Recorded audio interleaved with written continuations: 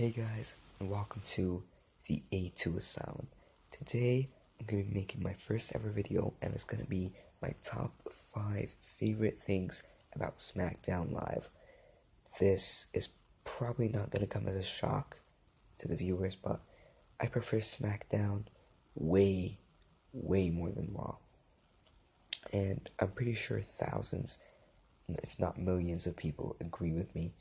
Raw over the past couple of months has been like disappointing, but SmackDown has been delivering, and yeah, it's lived up to the hype ever since the brand split, and not many people had enough, enough like belief in it that it could be as great as it is right now.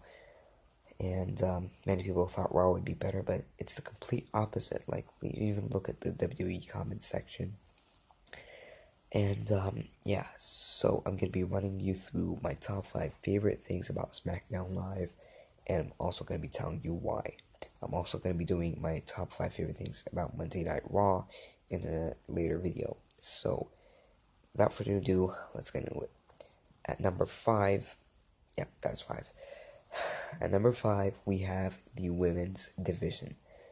On Raw, it's basically just Charlotte, Bayley, Nia Jax, and Sasha. That's literally it for the women's division. And just same feuds, Bayley and Charlotte, Sasha and Nia, Sasha and I'm getting bored. I am getting bored. However, on SmackDown Live, you first off had Nikki Bella and Carmella. Now you have Nikki Bella and Natalya. You have Becky Lynch and Mickie James. You have Alexa Bliss and Mickie James. You had Alexa Bliss and Becky Lynch, and you also had Naomi and Alexa Bliss. So you got a lot of feuds and also a lot of great matches. And in my opinion, a much better women's division than what you have on Raw. Also, the women's division, the women's championship was defended multiple times on SmackDown Live. I know that happened on Raw, also with the Raw Women's Championship, but they only did that to change the title without having to do it on a pay-per-view to protect Charlotte's pay-per-view record, which is now broken by Bayley at Fastlane. But you had Alexa and Becky in the most previous, is that right? SmackDown Women's Championship match. After Naomi's injury, Alexa won that. And you also had that steel cage match between Alexa and Becky, where La Luchadora was revealed to be Mickie James. And as well, I think you had one more when Becky retained when Alexa's foot was on the ropes. And yeah, you have the variety of female competitors and enough feuds to make this women's division like even better. Like, I was thinking maybe after Nikki Bella retires, or at least she's rumored to retire at WrestleMania, you can do like a feud between Carmella, Alexa Bliss, and let's say Naomi when she returns. You could do like a triple feud, or like one feud with 3 divas, and they would all be competing for the title. And you'd have Becky with Natalya going on, and you'd have Mickie James with whoever. Yeah, I was thinking a 3-way feud would be great for the women's division and would provide a lot of great matches. So that's number 5. And number 4, we have AJ Styles. I'm actually quite shocked that I didn't have him further up the list, because AJ Styles is literally one of the best things on SmackDown.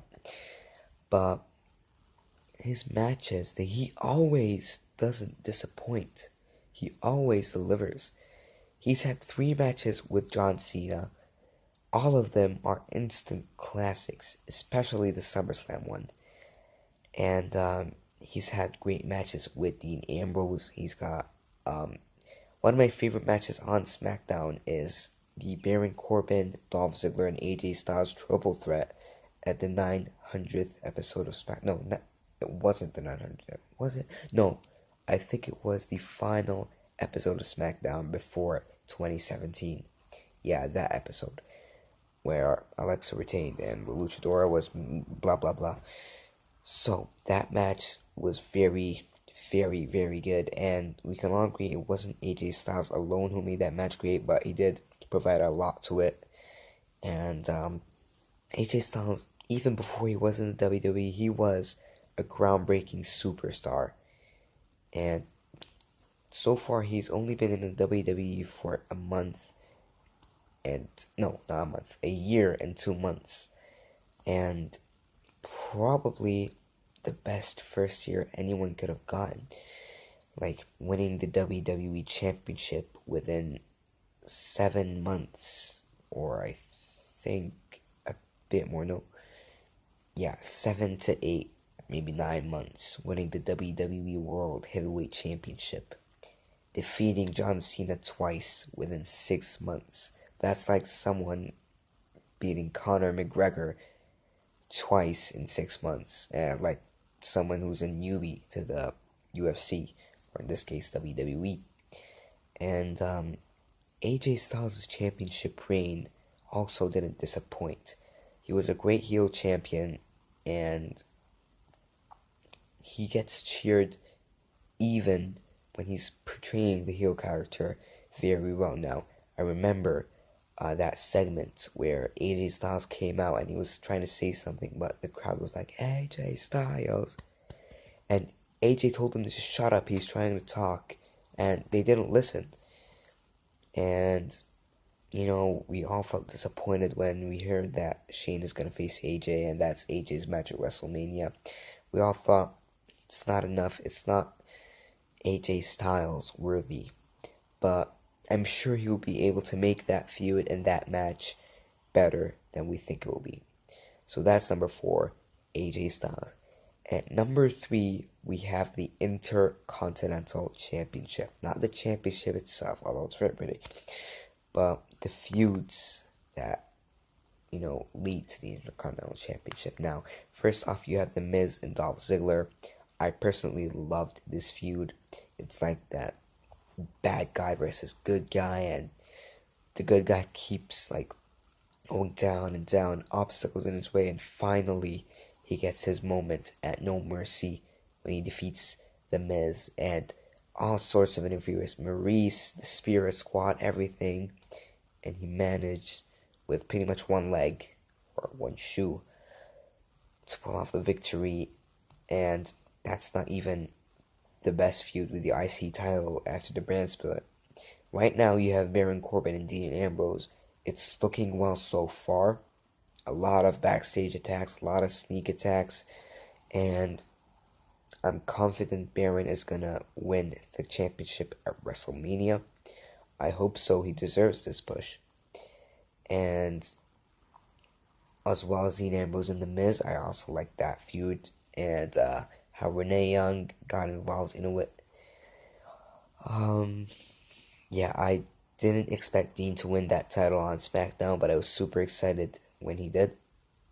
And, you know, The Miz is a great wrestler. He's elevated that IC title, but I was starting to get a bit bored of him, so I'm glad Ambrose is champion. And also the Miz and Apollo Crews, that very first IC title feud after the brand split. It was okay. I thought it was going to be worse than it was, but, you know, it was okay, and The Miz retained, which is the correct choice. So that's number 3, the Intercontinental Championship. At number 2, it is the variety of feuds, superstars, and title matches that happen on SmackDown. Now, when's the last time you've seen a championship being defended on Raw? To be fair, you've seen it a couple times. I think once with the Universal Championship and like 4 times with the Raw Women's Championship, but those 4 times don't really count because they were just trying to protect Charlotte's pay-per-view record. And, you know, Charlotte just won in the next pay-per-view, so yeah, that kind of cancels that. But on SmackDown, you've had like 4 or 3 SmackDown Women's Championship title defenses, and You've had new champions in American Alpha being crowned as the new tag team champions on SmackDown Live, and also you've had directly or 2 days after Elimination Chamber, you had the WWE Championship being defended in a triple threat. You also had the last episode of SmackDown before 2017, that AJ Dean and Ziggler match. No, AJ Corbin and Ziggler match. The one we mentioned before. That was also a great match. We also had the Intercontinental title defended on the 900th episode of SmackDown, The Miz and Dolph Ziggler, where Miz became the new champion. You also had Dean Ambrose winning his second Intercontinental Championship against The Miz on another episode of SmackDown. So this just goes to show that, it's not just pay-per-views where title defenses happen, and it's not just pay-per-views where new champions are crowned. And yeah, just you got so many great matches, great feuds, great title matches on SmackDown. As for feuds, you've got John Cena, AJ Styles. I know that's in the past, but it's still a very memorable feud. John Cena, Dean Ambrose, and AJ Styles, the one at No Mercy, the one that happened before. That was also pretty great. I also liked Dean and AJ, which involved James Ellsworth. That feud was pretty weird. Yeah, I loved it. And as I said, the Intercontinental Championship feuds, I just love those feuds. And last, the variety of superstars. The women's division on Raw, you got just the four that we mentioned previously, but on SmackDown, we've got Nikki Bella, Carmella, Naomi, Becky Lynch, Alexa Bliss, Mickie James. Who else? We got Eva Marie, who's out. I don't. Just forgive me, but she's scheduled to return soon. And I think I'm correct to say that's it, as well as Natalia.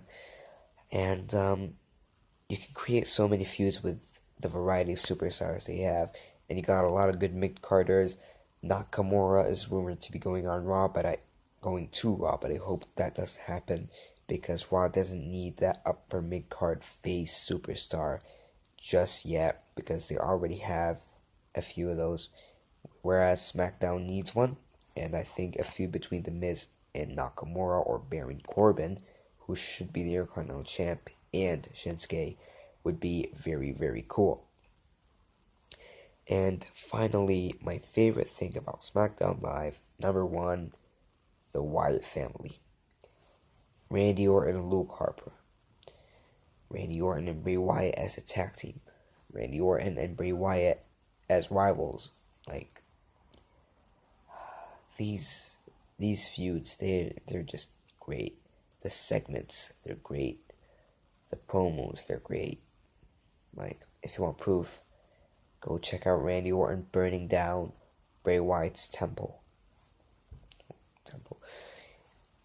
Also, if you want, go check out the Royal Rumble match where Luke Harper was trying to Sister Abigail Bray Wyatt.